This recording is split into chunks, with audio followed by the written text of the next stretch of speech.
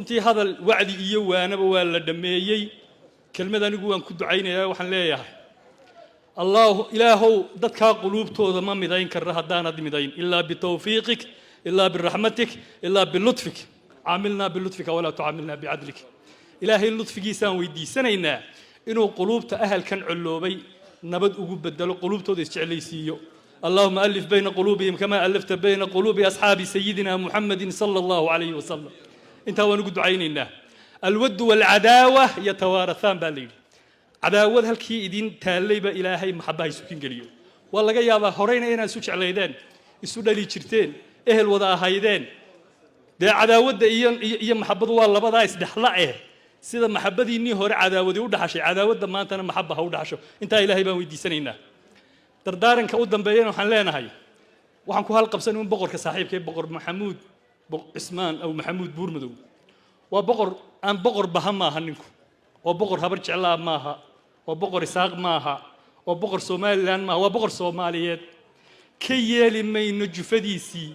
يا لو تاغلاي هي بقركو انغو حكومه او دوله امرada qaan qaadano buu jabiyaa ka noqdayda oo nu qaadana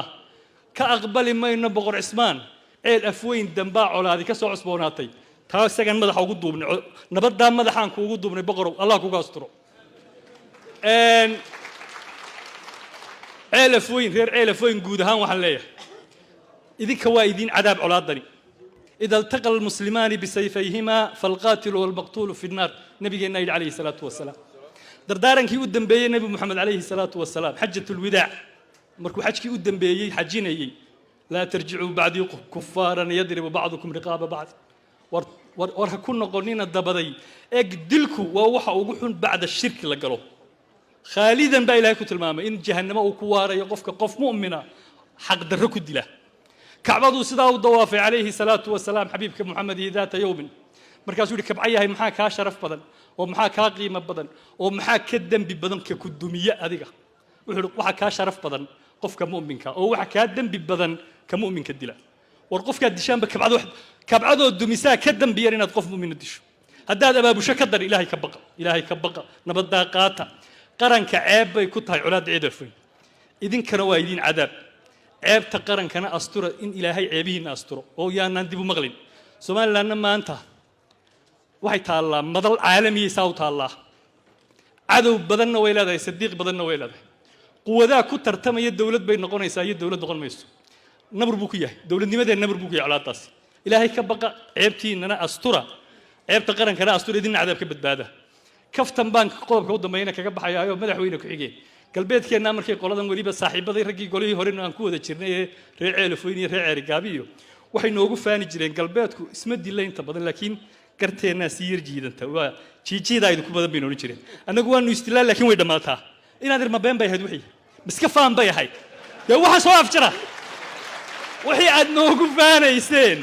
aan idin tuhmaynay waad isdisheen waad qaadateen wixii lagu taliyay gudidaas soo saartay de ha meel marto hadii kale waa galbeedaynuna waa maasantii wassalaamu alaykum waraxmatullahi oo aan mahad gaarana siinaya gudidii halkan u dib jirtay nabadan inay dhaliyaan u dib jiray caruurahoodii reerahoodii uga yimi qaarkood xanuunsan yihiin dhibta bilaha badan ugu dul qaatay inay idinka nabad idinka dhex dhaliyaan waxaas leeyahay waa wax weyn abaalkooduna kaliya wuxuu noqon karaa wixii ay soo saareen oo sidooda lagu qaato oo aanay waxba ka daba imanin maanta mar waa farxad marna waa murugo waa farxad oo qodax wadnaha inagaga taalay bay maanta inaga fuqaysaa insha Allah ta'ala nabad baa la gaarayaa oo ceelaf weyn inta soo wasiir iyo madaxweyne ku xigeenkii iyo madaxdii xisbiyada qaranku waxay isugu yimaadeen inay idin tusaan inay qalbiga idin kala socdaan inay idin tusaan inay horumar idin jiheeyaan inay idin tusaan inaan waxba la idinka hagran ee sidii ceelaf weyn horumar loo gaadhsiin lahaa laga shaqeeyo haddii Ilaahay yiraahdo marna waa murugo waa isgunnimo disheen inan ayaa walaalkii oo hooyadii dhashay in adeerkii rumi dilay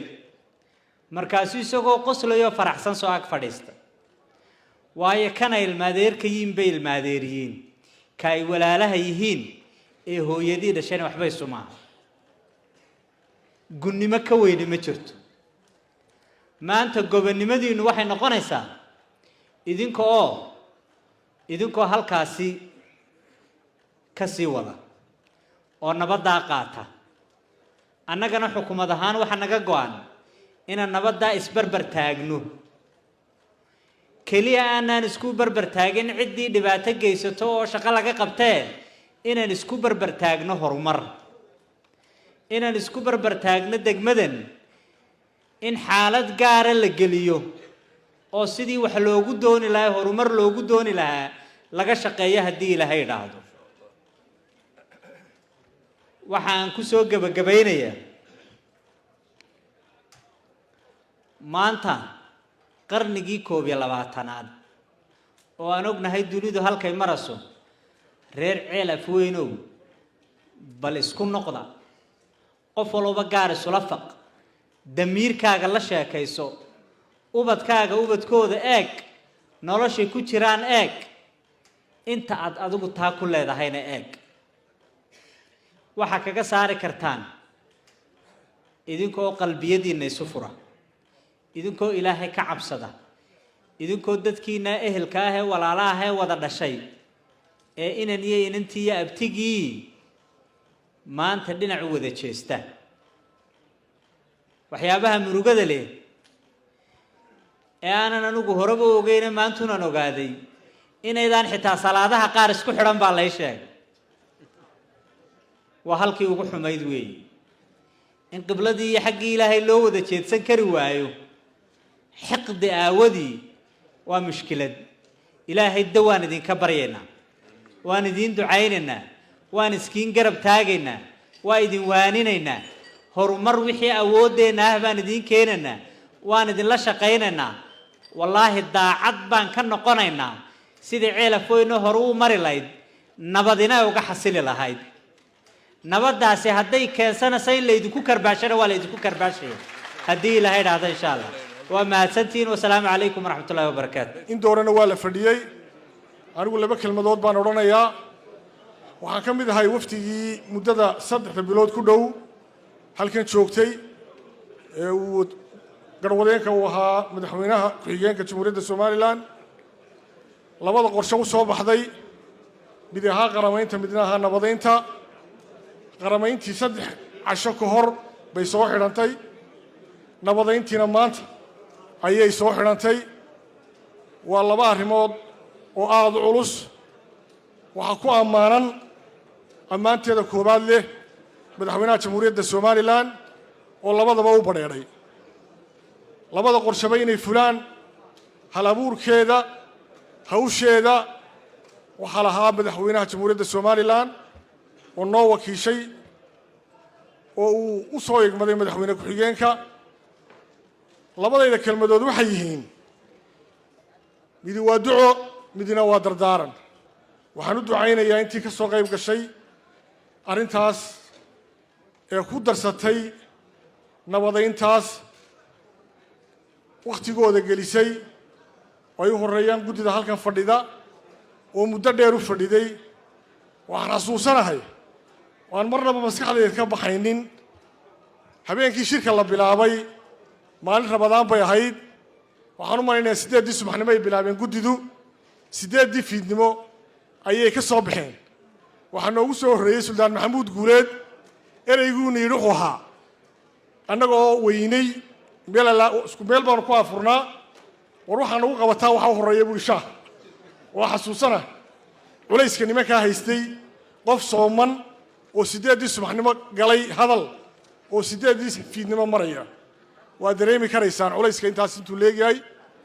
waxaan filayaa midho dhalkeedii waynu haynaa ilaahay waxaan uga baryayaa inuu miisaanka xasanaadka ugu daro ilaahay baa u yaboohay inuu siinayo ajar weyn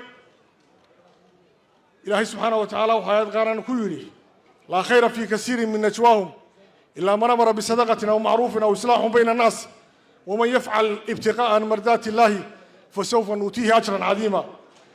allaha weyn baa u yaboohay inuu siinayo ajar weyn waa dareemi karaynaa allaha weyn waxa weyn u yaboohay inay wax weyn tahay waxaynu ilaahay u weydiinaynaa ajarkaa weyn inuu siiyo iyaga iyo intii kale ka soo shaqaysay oo madaxweynuhu qayb ka yahay madaxweyne ku-xigeenka xubnihii golaha wasiirada halkan fadhiyey waa yeelkii kale cid kastoo wax ku darsatay waan u ducaynayaa waxaan la dardaarmayaa qolada muddada 9 sano ah arrintooda lagu jiray ee maanta go'aankooda halkan lagu yeedhiyey carab iyo labadiisa daan baa isugu dhow oo isku dhacaan waxaan soo qaadanayaa qisadii nebiyullaahi yuusuf ee walaaladii dhex martay ilaahay subxaanahu wa tacaala markuu nebi maxamed la hadlayay wuxuu yidhi waxaanu kaaga qisoonaynaa qiso aanu qur-aanka ku sheegayno oo nebi yuusuf iyo walaaladii dhex martay waa dareemi karaysaan laba walaala ah qisada dhex martay oo ay u qureen inay ceel ku rideen nebiyullaahi yuusuf qisadaasi waxay ku soo dambaynaysaa laa tasriiba alyowm maanta canaanimo jirto markii uu ilaahay makansiiyey boqortooyo ee uu soo hooyey wuxuu yidhi idin canaanan maayo ilaahay baan dembi dhaaf idiin weydiinaya waxaan leeyahay maanta labada beelood halkan fadhiya idin canaanan mayno laakiinse ilaahay waxaanu idiin weydiinaynaa ilaahay idiin gunto nabadda tacab badan baa galay muddo dheer baa laga shaqaynayey waa arkaysaan indhihiinna idiin macallinaa tacabka la geliyey inaan cidi idiin maqnayn ceella idiin qodnayn waxaan idinkula dardaarmayaa nabaddaas inaa ilaashataan soo noolaan maayo kii dhintay kii dhaawacmayna dhaawiciisa ilaahay waxaynu uga baryaynaa inuu boogadhayo ka bi'i maayo laakiinse waxaa xilid ka saaran yahay inta nool inaa u tarisaan xilka idin saarana waa kaa ilaahay waxaanu idinka baryaynaa ilaahay idiin qunto idinku asturo dowladduna waxa ay idinla garab taagan tahay inay la shaqayso sidaa ay mustawaha ay maanta joogto u soo gaadhsiisay ayay diyaar u tahay mas-uuliyadda koowaad laakiinse idinka idin saaran tahay oo deegaankii jooga hadalku waa dad badan baa hadhay intaasaan ku soo koobaya asalaamu calaykum waraxmatullahi wabarakaatu